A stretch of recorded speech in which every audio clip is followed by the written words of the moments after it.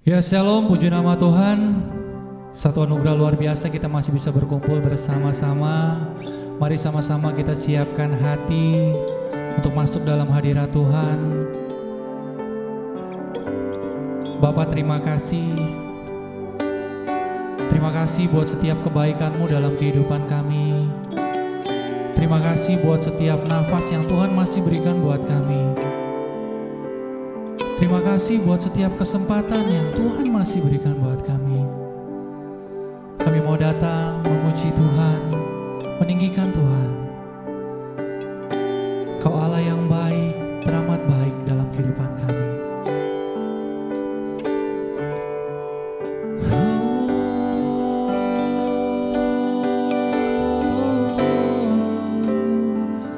Kami tinggikan, kami agungkan.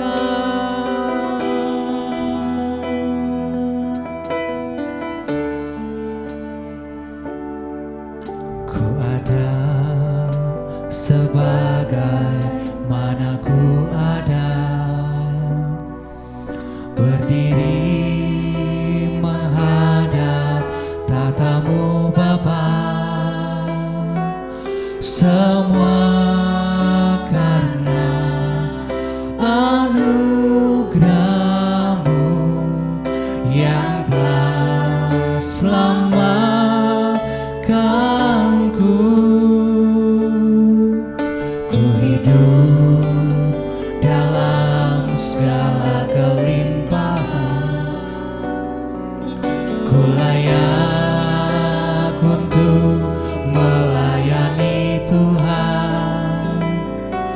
Semua karena anugerah-Mu tercurah bagiku.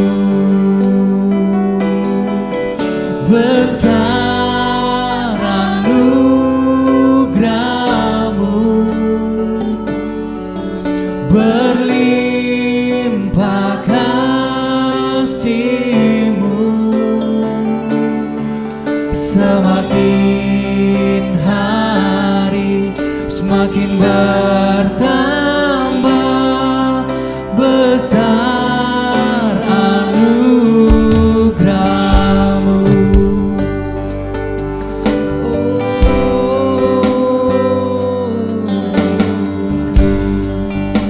Sebagai mana ku ada,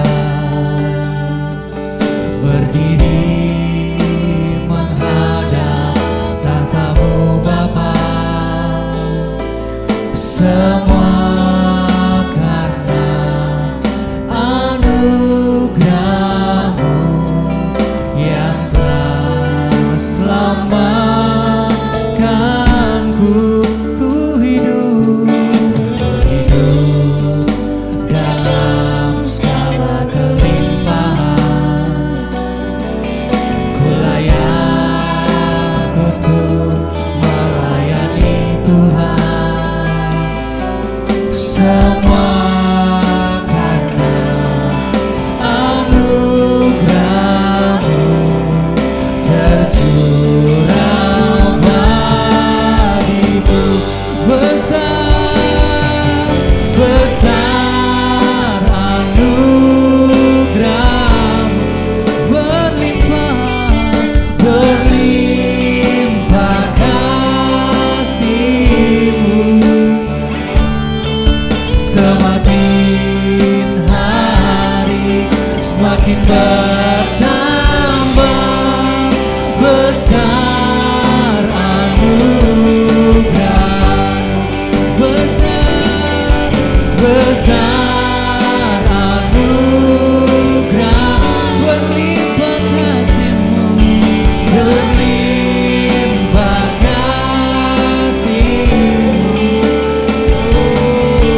Semakin hari semakin bertambah besar anugerah-Mu.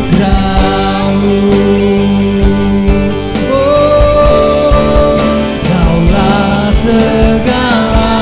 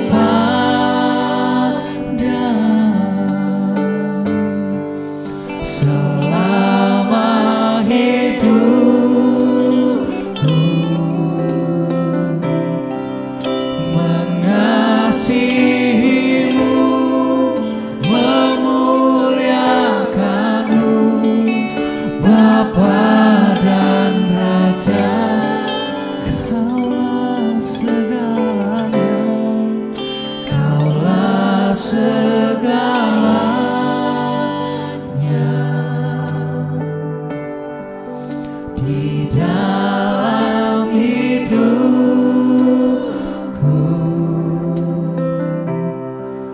Kerajaanmu, kebenaranmu,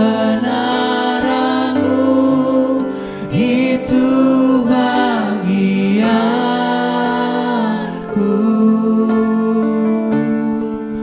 Kaulah yang ku pandang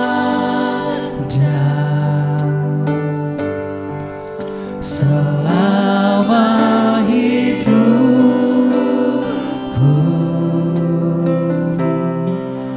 mengasihimu, memuliakanmu, Bapa dan Rajaku. Kaulah segalanya, kaulah segalanya.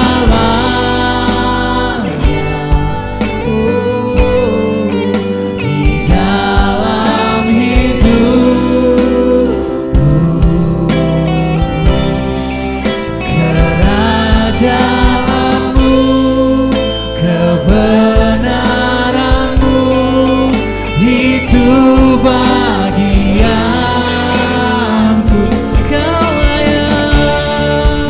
Kaulah yang ku pandang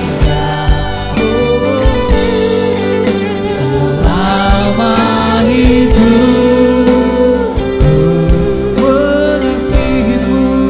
mengasihimu, memuliakanmu, Bapa dan Rajaku. Mengasihimu,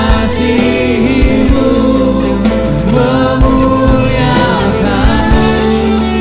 Bapa dan Rajaku.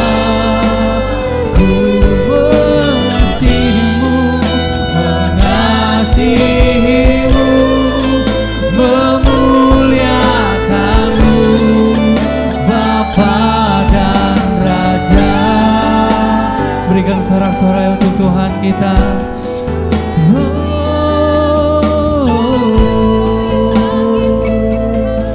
Kami tinggikan.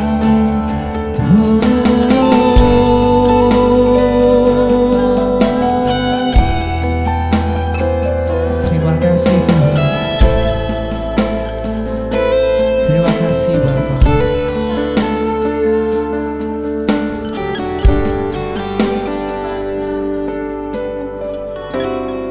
Terpuji-pujilah Engkau Tuhan, satu-satunya Tuhan dan Juru Selamat kami. Kami siap bersorak-sorai untuk Tuhan, lebih lagi Tuhan. Di dalam nama Tuhan Yesus Kristus, kami siap memuji memuliakan nama Tuhan.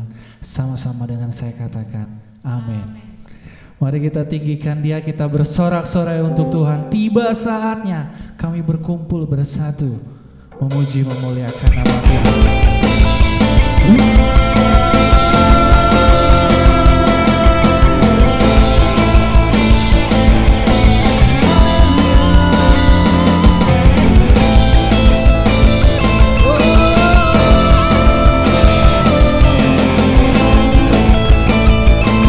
Sama-sama katakan, tiba saatnya. Tiba saatnya kami berkumpul bersatu dari senang suku dan bangsa, berdiri di hadapan tata anak domba, satu suara menyatakan keselamatan, keselamatan bagi Allah yang duduk dan bertata. Kami naikkan pada anak domba,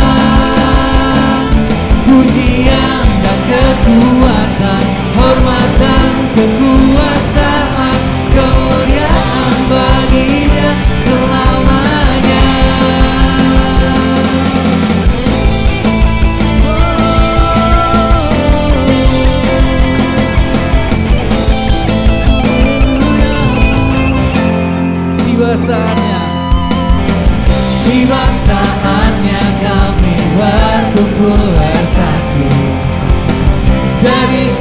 suku dan bangsa berdiri di hadapan tata anak domba, satu suara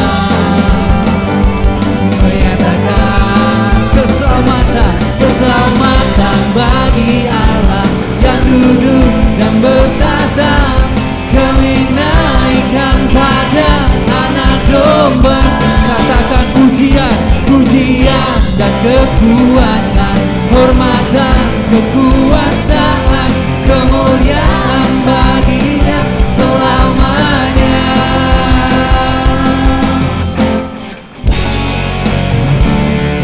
Haleluya.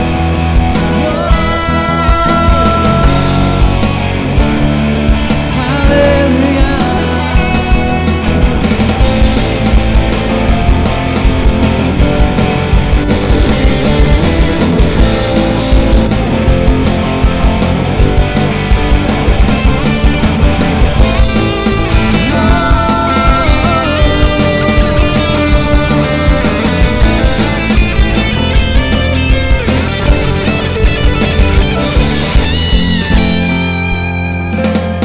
Keselamatan bagi Allah yang duduk dan bertata.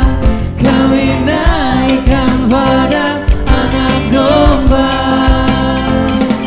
Pujian dan kekuatan, hormat dan kekuasaan, kemuliaan baginya selamanya. Keselamatan bagi Allah yang duduk dan bertata. Kami naikkan pada anak domba. Pujian, pujian dan kekuatan, hormat dan kekuasaan, kemuliaan baginya selamanya. Kemuliaan, kemuliaan baginya, kemuliaan baginya, kemuliaan baginya selamanya.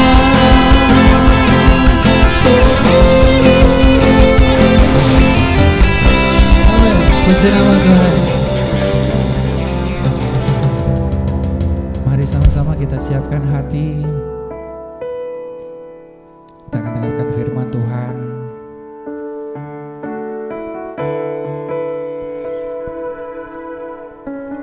Glory bagimu ya Bapa. Kami tak dapat menjauhi roh-Mu ya Tuhan. Kami hanya rindu dekat dengan Engkau.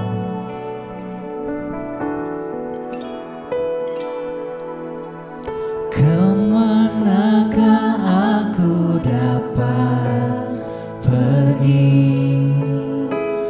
menjauhi roh-Mu yang suci, Kau sahabat,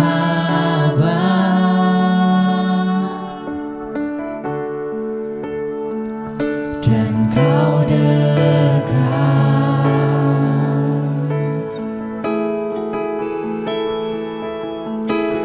Bahkan seluruh pengabdianku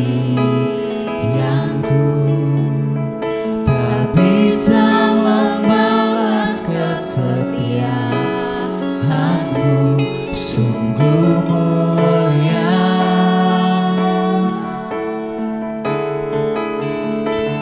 dan berharga. Sungguh besar pengorbanan-Mu bagiku, terlalu dalam untuk dimengerti. Sungguh besar,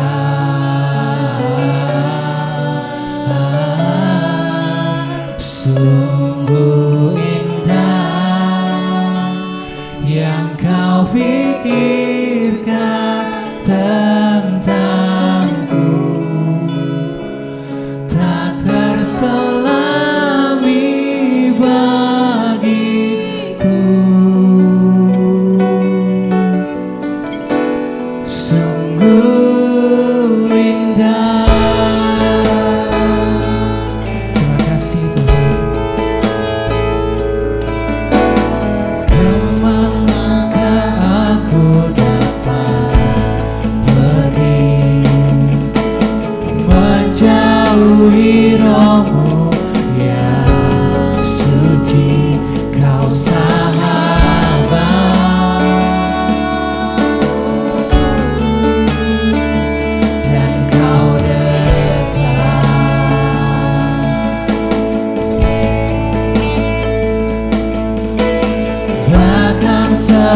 seluruh pengabdianku. Kau bisa membalas kesetiaanmu, sungguh mulia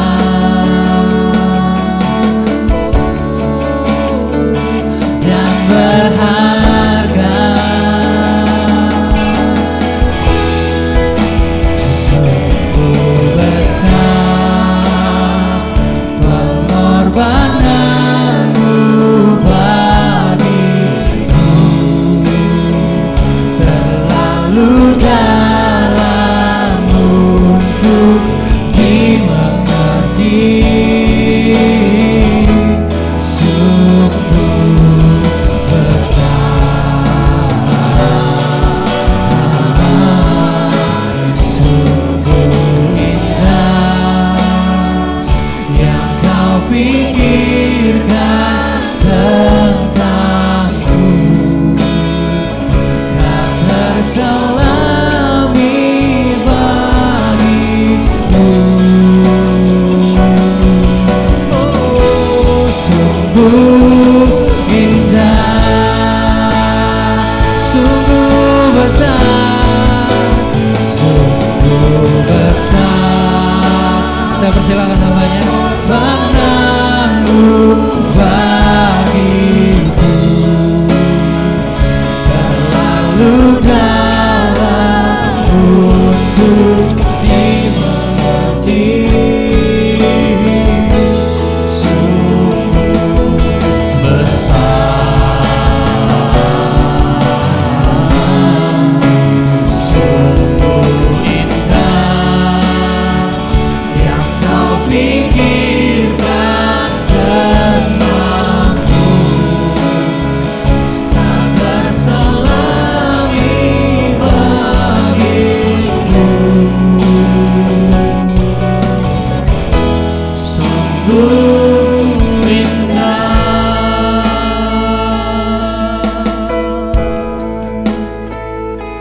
Haleluya. Haleluya. Sungguh indah Engkau Tuhan di dalam hidup kami, yang kami melihat akan segala kebaikan Tuhan. Jika kami mengerti akan rencana-Mu Tuhan, sungguh indah dan kami bangga punya Allah yang luar biasa. Tuhan Juru Selamat kami Yesus Kristus yang kami layani, kami puji Engkau Tuhan, kami menyembah Engkau Tuhan. Dan saat ini Tuhan kami akan dengarkan firman-Mu Tuhan.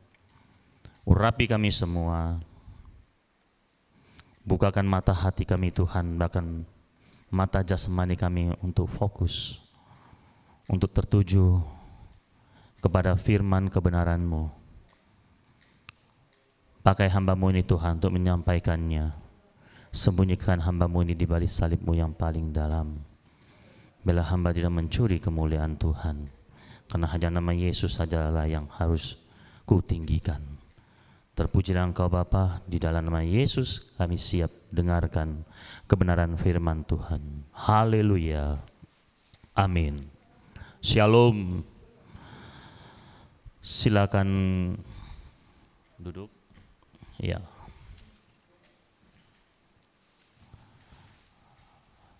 Terpujilah nama Tuhan. Hari ini kita masih bisa bertemu di dalam satu ibadah, sekalipun melalui streaming, tapi tidak mengurangi hadirat Tuhan untuk kita rasakan segala kebaikannya. Mari, ada satu tema yang diberikan kepada saya, yaitu tentang kerendahan hati atau rendah hati. Dalam bahasa asingnya humility, kerendahan hati. Mari kita akan sama-sama belajar dari satu hal ini, satu sikap. Kalau saya katakan rendah hati adalah satu sikap.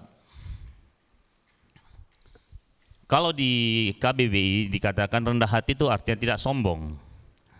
Untuk lebih lanjut lagi tidak dijelasin lebih terperinci, tapi rendah hati di sini saya tulis adalah sebuah sikap yang bisa dikembangkan dari dalam diri kita. Jadi satu sikap yang bisa kita kembangkan dari dalam diri kita terlebih dahulu, kemudian itu akan terwujud keluar melalui aksi sampai orang bisa melihat rendah hati itu sendiri seperti apa. Dan di sini kita mau belajar satu kebenaran firman Tuhan tentang rendah hati ini. Saya mulai dari satu ayat yang mendasari khotbah saya pada pagi hari ini di Kolose pasal yang ketiga ayat yang ke-12. Karena itu, sebagai orang-orang pilihan Allah yang dikuduskan dan dikasihinya, kenakanlah belas kasihan, kemurahan, kerendahan hati, kelemah lembutan dan kesabaran. Jadi ada beberapa hal di sini yang dianjurkan oleh Rasul Paulus sebagai orang-orang pilihan Allah. Ada 3 hal. Pertama, pilihan Allah, dikuduskan, dikasihinya. Itu harus orang-orang ini harus mengenakan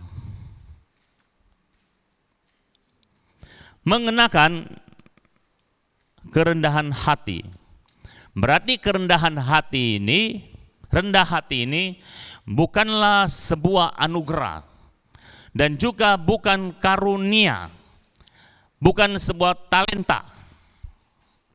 Maaf, rendah hati ini bukan karunia dan juga bukan talenta. Ya.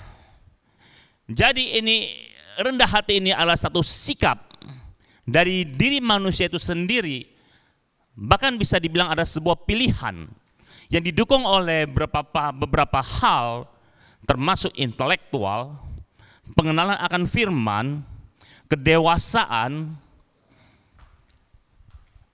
dan beberapa hal lagi yang mendukung orang ini, menunjang seseorang ini sadar bahwa dia harus bersikap rendah hati. Pengenalan akan Tuhan itu penting.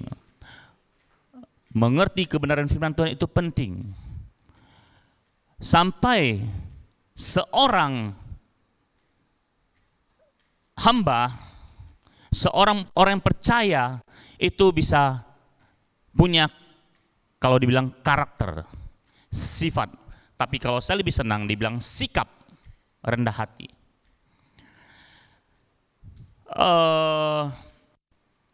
Rendah hati ini adalah satu bentuk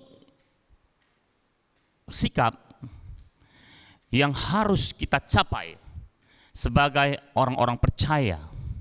Karena orang-orang yang di luar Kristen pun bisa punya rendah hati.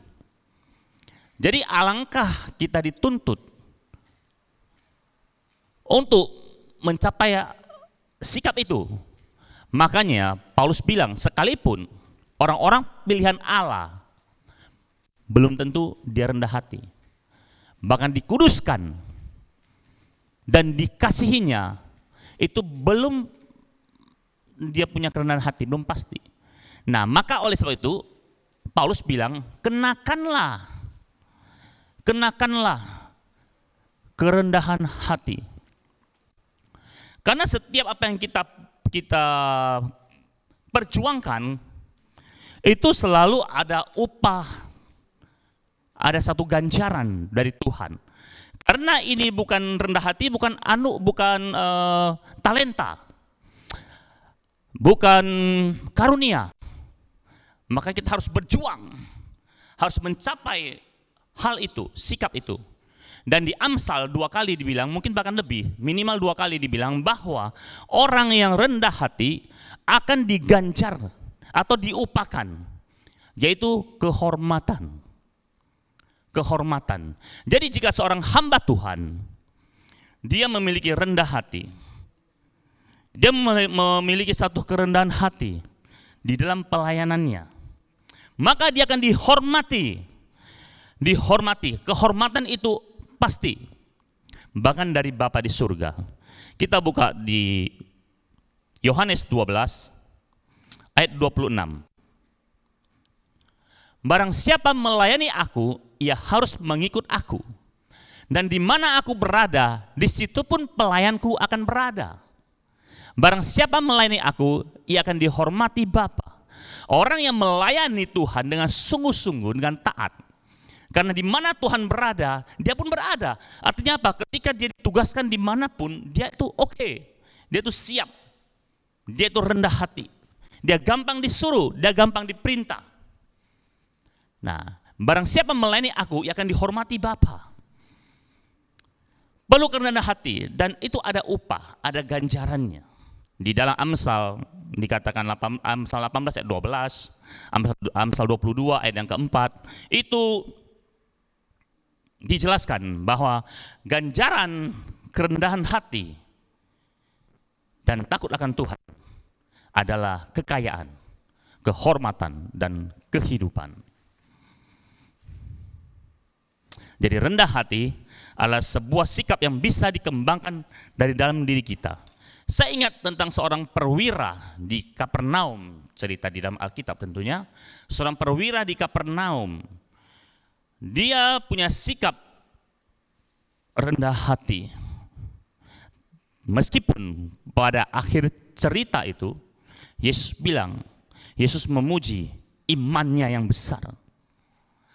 Tapi iman besar itu tidak berarti apabila tidak ada kerendahan hati. Kalau kita baca dari awal bagaimana perwira Kapernaum ini, seorang perwira ini dia punya hamba yang sakit, seorang hamba yang dalam kondisi sakit. Dan dia bilang, ketika Yesus mau ke tempatnya, ke rumah perwira ini, dia bilang, jangan, aku tidak layak menerima engkau. Dan dia bilang, aku ini seorang bawahan. Dan di bawahku ini ada prajurit.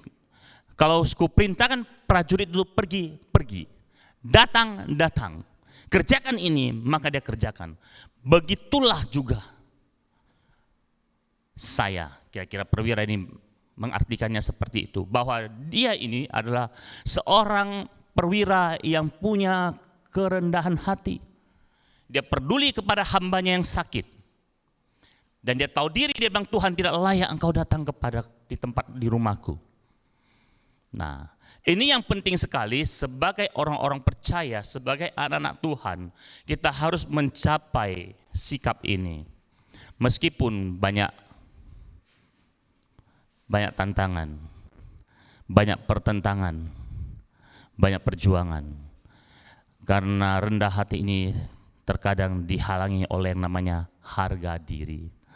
Ketika harga diri seorang itu ditoel, tersinggung, itu kadang susah sekali untuk rendah hati. Tapi pagi ini kabar baik buat kita semua, bahwa firman Tuhan mengajarkan kita untuk harus rendah hati. Maka ada ciri-ciri, ada 3 ciri-ciri orang yang rendah hati. Tapi sebelum saya masuk pada 3 poin ini, saya akan cerita dulu. Tadi saya sudah cerita tentang satu contoh perwira yang rendah hati, yang punya iman yang besar. Dan yang kedua, saya akan cerita tentang seorang yang tinggi hati. Lawan dari rendah hati adalah tinggi hati atau sombong, yaitu satu pribadi yang bernama Raja Nebukadnezar.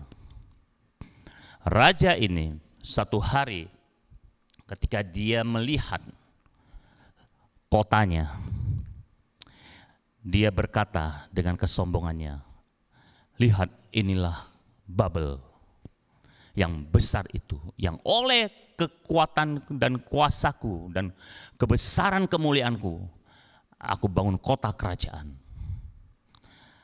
Oleh kesombongannya, akhirnya Tuhan hajar dia.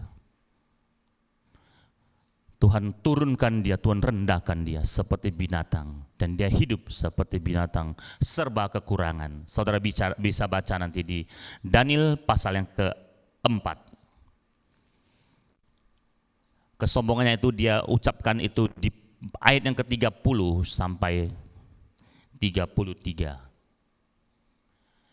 Nah, inilah kalau seseorang tidak menjaga sikap, tidak memahami dirinya itu siapa, bahwa dia hanyalah seorang hamba atau bahkan adalah debu tanah yang tidak ada artinya sama sekali. Harus sadar kita bergantung kepada Sang Pencipta. Tidak perlu kita bangga-banggakan, yang perlu kita besar-besarkan, tidak perlu kita sombongkan. Semua ada dalam kehendak Tuhan. Ketika engkau punya, rendah hati. Enggak punya, rendah hati, sabar. Ketika engkau ditekan, rendah hati. Ketika engkau diperintahkan, lakukan dengan rendah hati. Maka Tuhan akan meninggikan engkau. Itu janji firman Tuhan. Baik, saya akan masuk ke dalam 3 ciri-ciri, minimal 3 ciri-ciri orang yang rendah hati. Yang pertama, orang rendah hati menganggap yang lain lebih utama daripada dirinya sendiri. Orang yang rendah hati menganggap yang lain lebih utama daripada dirinya sendiri. Inilah yang pertama. Kita lihat di Filipi pasal yang kedua, ayat 1 sampai 4. Bisa bantu Filipi 2. Filipi pasal kedua. Jadi karena dalam Kristus ada nasihat, ada penghiburan kasih, ada persekutuan roh, ada kasih mesra dan belas kasihan. Karena itu sempurnakanlah sukacitaku dengan ini. Hendaklah kamu sehati sepikir dalam satu kasih, satu jiwa, satu tujuan. Dengan tidak mencari kepentingan sendiri atau puji-pujian yang sia-sia. Sebaliknya, hendaklah dengan rendah hati yang seorang menganggap yang lain lebih utama daripada dirinya sendiri. Dan janganlah tiap-tiap orang hanya memperhatikan kepentingannya sendiri, tetapi kepentingan orang lain juga. Orang yang rendah hati, kata Paulus, dia akan mengutamakan kepentingan orang lain daripada kepentingan dirinya sendiri. Seperti Yesus, dia lebih mementingkan keselamatan kita daripada mikir untuk menjaga kemuliaannya adalah raja segala raja. Dia rela mati di kayu salib buat saudara dan saya. Dia rendah hati, dia mati sampai di kayu salib. Dia mengutamakan kita, biji matanya, umat ciptaannya. Dia mau kita selamat. Itulah dia rendah hati. Yesus Tuhan, dia mulia, dia punya segala-galanya tapi dia rendah hati. Nah, ini yang diajarkan oleh Paulus, bahwa seorang harus lebih mengutamakan orang lain daripada dirinya sendiri. Seperti tadi di perwira Kapernaum tadi. Dia mengutamakan hambanya yang sakit daripada urusan dia. Sebagai perwira banyak kesibukan mungkin. Dia tidak gengsi, dia tidak jaim, jaga image orang bilang. Tapi dia peduli, dia mengutamakan hambanya yang sakit. Nah, ini penting sekali. Jadi menganggap yang lain lebih utama daripada diri kita sendiri, artinya kita tidak egois. Kita tidak egois, kita mementingkan, kita berpikir bagaimana dengan orang lain. Hari-hari ini adalah hari-hari masa sulit, masa sukar yang berkepanjangan. Kita berdoa semoga pandemi ini bisa cepat selesai. Hari-hari ini dituntut orang-orang yang punya kerendahan hati untuk bertindak, untuk mengutamakan orang-orang lain. Bagaimana dengan kita yang ada terang dan garam dunia? Itu yang dikatakan Tuhan, bahwa kita adalah garam dunia dan terang dunia. Kalau tidak ada kerendahan hati, tidak rendah hati, Kita tidak bisa melihat orang-orang yang sulit di luar sana. Kita tidak harus mengunci pintu kita. Pintu rumah kita kunci, kita stok makanan banyak-banyak di dapur untuk kepentingan kita sendiri. Anak Tuhan tidak seperti itu. Anak Tuhan harus berpikir bagaimana tetangga, bagaimana orang lain, bagaimana orang di penjara. Mereka harus makan. Mereka juga butuh kebutuhan. Ya. Kalau di gereja selalu ada tim pemerhati atau tim besuk. Seperti gereja Anugerah Bethesda ada tim besuk. Ada Ibu Krishna, ada Ibu Ola, ada Ibu Erni. Mereka selalu bergerak membesuk, memperhatikan orang-orang yang sakit, oma-oma yang lemah. Mereka berikan kekuatan. Mereka lah tim besuk. Saya percaya mereka punya kerendahan hati. Kalau tidak punya kerendahan hati, mau besuk ini udah mau nyampe rumah bisa belok ini, bisa tikung ke mall, nggak jadi besuk. Bisa balik, bisa tikung ke kafe, karena tidak punya rendah hati. Dan saya percaya orang yang menjadi tim besuk, yang bertahun-tahun sudah dipercayakan, itu minimal kalau saya bilang secara akademis, STT saya bilang, itu minimal udah S1 itu. Minimal sudah S1, punya kerendahan hati. Ya. Tim besuk bisa diterima. Tim pemerhati bisa diterima oleh orang lain karena mereka rendah hati. Kalau sombong, lebih baik nggak usah datang. Mereka akan ditolak. Ya, terima kasih buat tim besuk GAB ya, luar biasa, maju terus. Tapi harus hati-hati sekarang karena lagi pandemi begini, harus jaga-jaga juga karena mereka yang di atas 60 tuh rawan. Jadi jangan dibesuk dulu, biarlah oleh-olehnya yang besuk. Maksud saya biarlah kebutuhan mereka saja yang nyampe di sana. Mungkin beras, gula dan sebagainya. Biarlah itu yang membesuk mereka, sama saja. Ya, kita boleh berdiri di depan pintu saja atau di pinggir jalan, yang penting kebutuhan mereka nyampe depan pintu mereka. Mereka terima. Itu namanya juga sudah membesuk. Memerhatikan mereka dengan kerendahan hati. Ya, maju terus. Haleluya. Inilah dia yang kita harus mengerti bahwa sebagai hamba Tuhan, sebagai orang yang melayani pekerjaan Tuhan, harus mempunyai sikap ini. Kalau tidak punya sikap ini, saya rasa tidak ada tersembunyi di hadapan Tuhan. Dan pada akhirnya akan semua dipaparkan, dibuka. Bahwa hamba ini adalah kawean punya. Bukan hamba yang baik. Karena Tuhan membutuhkan hamba-hamba yang rendah hati. Hamba-hamba yang tulus melayani. Ketika disuruh gampang bergeraknya. Ketika diperintah gampang jalannya. Mau mengerjakan hal apa saja, meskipun kerjaan itu kelihatannya mungkin sepele, tapi orang rendah hati itu tidak membanding-bandingkan pekerjaan dengan status sosialnya. Ingat baik-baik, orang yang rendah hati itu tidak memandang pekerjaan dengan status sosialnya. Dia tetap mau, dia tetap taat. Itulah dia yang pertama, bahwa orang rendah hati menganggap yang lain lebih utama daripada dirinya sendiri. Itu yang pertama. Mari kita cek kembali pribadi kita masing-masing. Karena ini bukan satu karunia atau talenta. Jadi kita harus sikapin terus.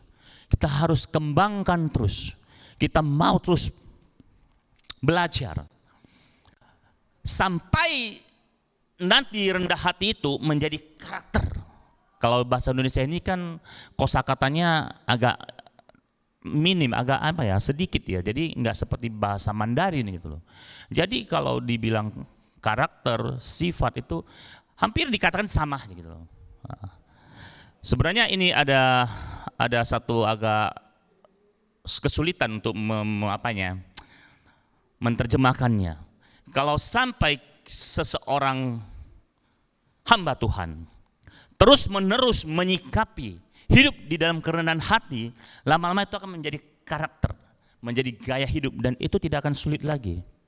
Nah, yang menjadi masalah kan kalau kita lagi di dalam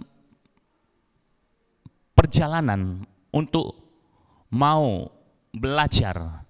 Nah, ini memang agak sulit, tapi percayalah, Roh Kudus itu selalu menolong. Kalau kita mau rendahkan hati kita, kita mau melayani dengan sungguh-sungguh, dan kita mau mementingkan orang lain lebih utama, kepentingan orang lain itu lebih utama dari diri kita sendiri, pasti bisa. Pasti kita mampu. Ya.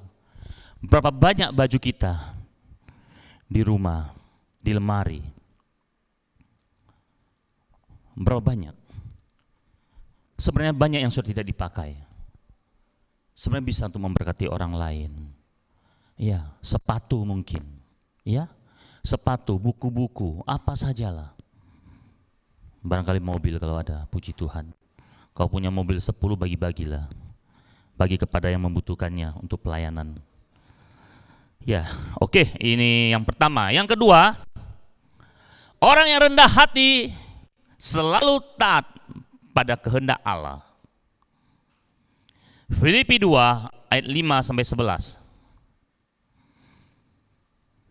Saya bacakan. Hendaklah kamu dalam hidupmu bersama menaruh pikiran dan perasaan yang terdapat juga dalam Kristus Yesus, yang walaupun dalam rupa Allah tidak menganggap kesetaraannya dengan Allah itu sebagai milik yang harus dipertahankan, melainkan telah mengosongkan dirinya sendiri dan mengambil rupa seorang hamba dan menjadi sama dengan manusia, dan dalam keadaan sebagai manusia ia telah merendahkan dirinya dan taat sampai mati, bahkan sampai mati di kayu salib. Itulah sebabnya Allah sangat meninggikan dia dan mengaruniakan kepadanya nama di atas segala nama, supaya dalam nama Yesus bertekuk lutut segala yang ada di langit dan yang ada di atas bumi dan yang ada di bawah bumi, dan segala lidah mengaku Yesus Kristus adalah Tuhan, bagi kemuliaan Allah Bapa.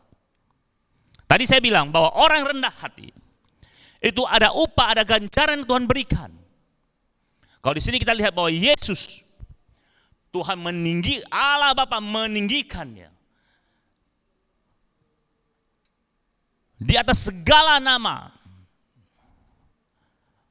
Lidah mengaku Yesus Kristus adalah Tuhan, bagi kemuliaan Allah Bapa. Allah Bapa tinggikan dia karena dia merendahkan hatinya. Dia taat.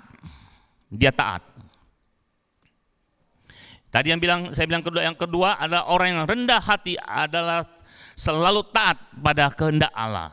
Taat pada kehendak Allah. Apapun resikonya. Taat dan tetap taat dan selalu taat. Itu orang yang rendah hati, ciri yang rendah hati. Maka mari kita buka tentang Maria, Lukas 1 ayat 38. Lukas 1 ayat 38. Kata Maria, sesungguhnya aku ini adalah hamba Tuhan. Jadilah padaku menurut perkataanmu itu. Maria sadar bahwa dia adalah seorang hamba Tuhan. Jadilah kehendakmu. Nah, ketika Allah punya rancangan yang mulia untuk keselamatan manusia, maka anak yang tunggal, Yesus Kristus, itu harus turun ke dalam dunia ini. Dan haruslah dia menjadi manusia. Tentunya Allah harus memilih seorang perempuan untuk mengandung Roh Kudus sendiri, yaitu Roh Kristus Yesus.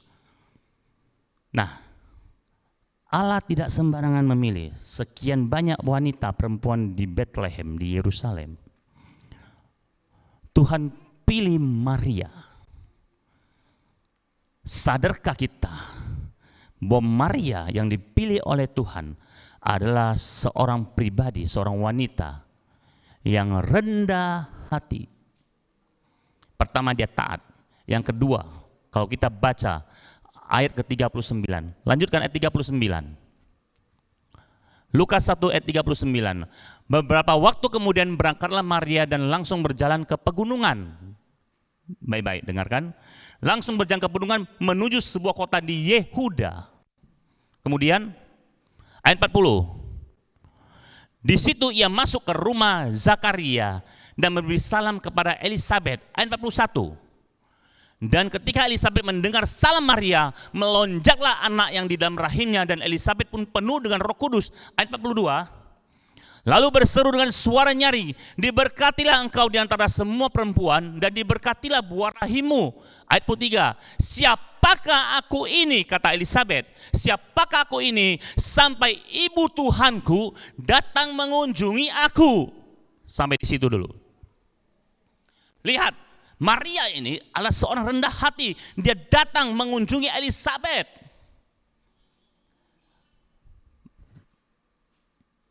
Tokoh saya bilang tentang Maria, ibu Yesus, jarang dikhotbahkan, kecuali mungkin Natal. Tapi bagi mereka yang Katolik, mereka sangat mengagum sosok Maria ini. Satu pribadi yang punya kerendahan hati. Sebagai hamba Tuhan, kita harus bisa bilang, jadilah kehendak-Mu Tuhan. Jadilah kehendak-Mu ya Allah. Karena aku ini hanya seorang hamba. Dan ternyata sikap kerendahan hati dari Maria ibu Yesus ini bisa kita lihat dari hidup hari-harinya. Salah satu adalah bagaimana dia datang kepada Elisabet. Kita melihat tadi dia berjalan ke arah pegunungan, ke Yudea. Saya nggak tahu berapa jarak jauhnya dari Bethlehem ke Yudea. Ya. Tapi yang jelas dia datang mengunjungi sampai Elisabet bilang begini. Ayat 43 tadi, saya ulang lagi ayat 43. Siapakah aku ini sampai ibu Tuhanku datang mengunjungi aku? Maria datang mengunjungi Elisabet karena dia punya kerendahan hati. Dia rendah hati. Dia orang yang taat kepada Allah dan rendah hati kepada semua orang. Itulah yang sudah Tuhan pilih Maria. Tuhan pilih tidak ada salah. Tidak bisa salah. Tuhan tahu segala sesuatu. Makanya saya renungkan kenapa dia harus pilih Maria. Ada apa dengan Maria? Jelas dikatakan Maria ini menyadari dia adalah hamba Allah dan taat dan punya kerendahan hati. Dia mau mengunjungi Elisabet. Luar biasa hamba Tuhan. Itu yang kedua. Yang ketiga, ciri-ciri orang yang rendah hati. Yang ketiga saya ambil dari Kisah Para Rasul pasal 20 ayat 18 sampai 21. Sesudah mereka datang, berkatalah ia kepada mereka, kamu tahu bagaimana aku hidup di antara kamu sejak hari pertama aku tiba di Asia ini. Dengan segala rendah hati aku melayani Tuhan. Ayat 19, ayat 20. Pelayanan itu aku banyak mencucurkan air mata dan banyak mengalami pencobaan dari pihak orang Yahudi yang mau membunuh aku. Sungguh pun demikian aku tidak pernah melalaikan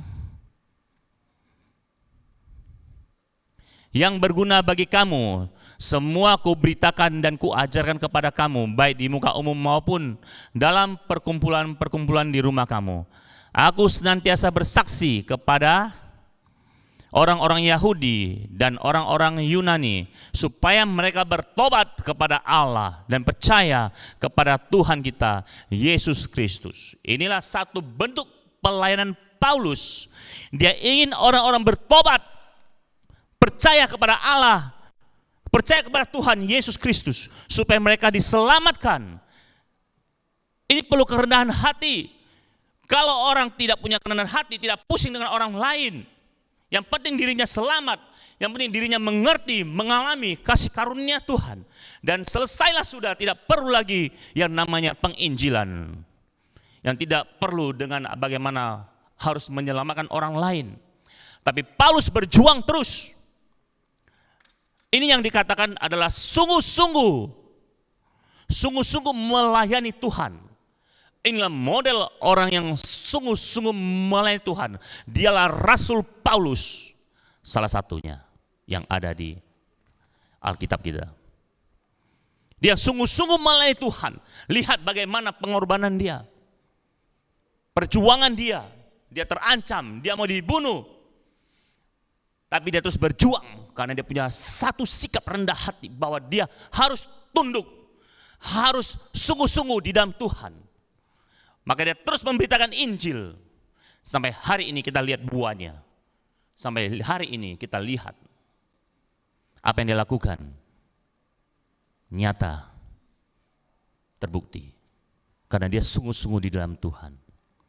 Oleh sebab itu, mari, kita bukan siapa-siapa. Kita hanya seorang hamba. Tapi Tuhan kita hebat. Dia bilang, seorang hamba akan menjadi sama dengan tuannya. Seorang murid akan sama dengan gurunya. Tidak ada yang disembunyikan. Tidak ada yang dikurangi. Tidak ada dusta di antara kita. Kata Yesus Tuhan, kira-kira seperti itu. Kalau guru di dunia ini mungkin ada 10 ilmu, 10 jurus, 1 jurus, 2 jurus saya nggak ajarkan, itu sebagai pertahanannya. Tapi Yesus bilang seorang hamba akan sama dengan gurunya.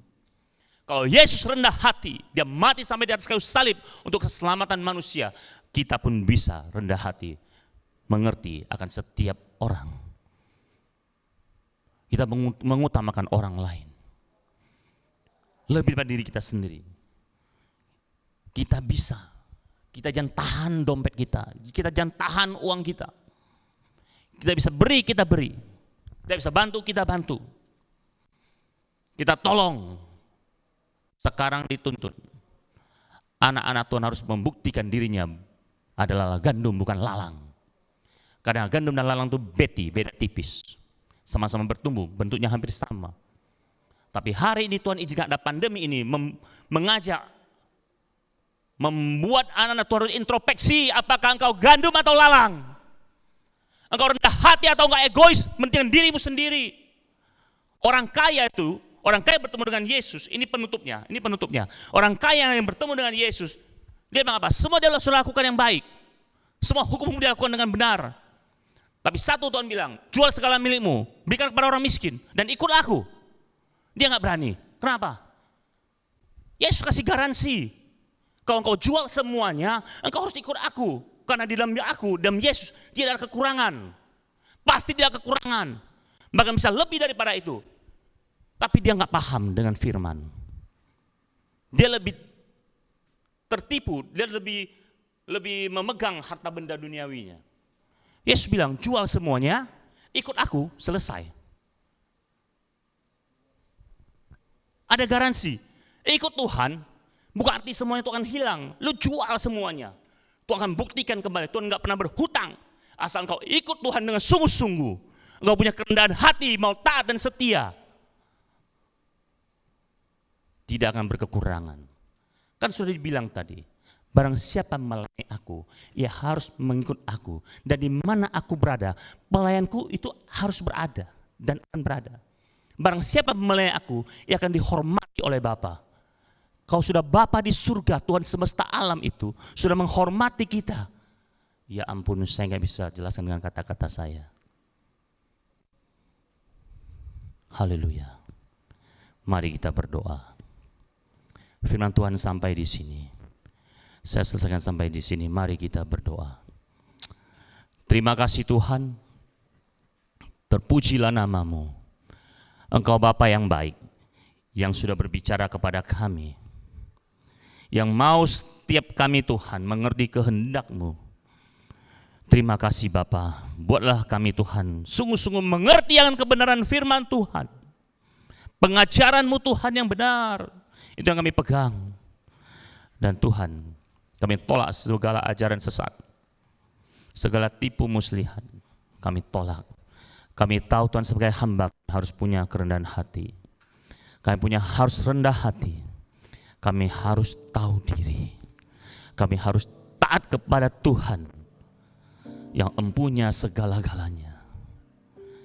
Mari Tuhan, mampukan kami Tuhan untuk terus bersikap. Salah satunya adalah rendah hati. Kami ini bukan siapa-siapa Tuhan, kalau bukan karena Tuhan. Kalau bukan karena kuat tangan Tuhan yang memegang kami, yang memuliakan kami. Haleluya. Terima kasih Tuhan Yesus. Pujilah namamu Tuhan. Haleluya, haleluya. Berkati umatmu Tuhan.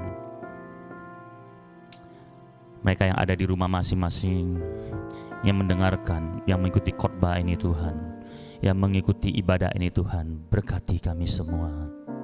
Lawat kami Tuhan dengan roh-Mu yang dahsyat, dengan firman-Mu yang ajaib, yang mengubahkan sikap hati kami Tuhan. Terpujilah Engkau Bapa yang baik. Sebelum kami berpisah Tuhan, sebelum kami tutup ibadah ini, biar Tuhan Kau memberkati kami. Mari saudara dikasih Tuhan yang ada di rumah masing-masing, angkatlah kedua belah tanganmu dan terimalah berkat.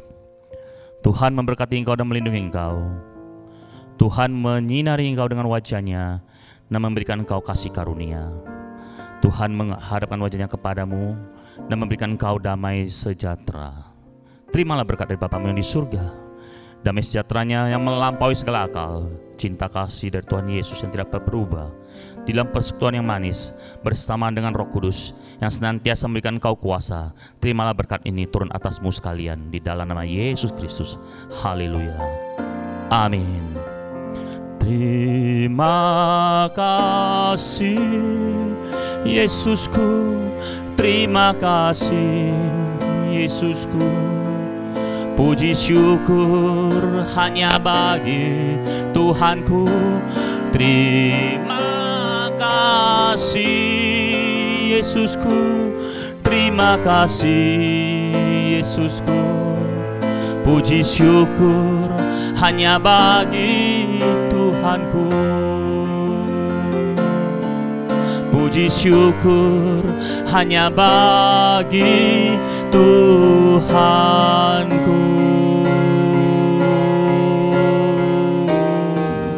Haleluya. Puji Tuhan, ibadah kita sudah selesai. Tuhan Yesus memberkati. Shalom.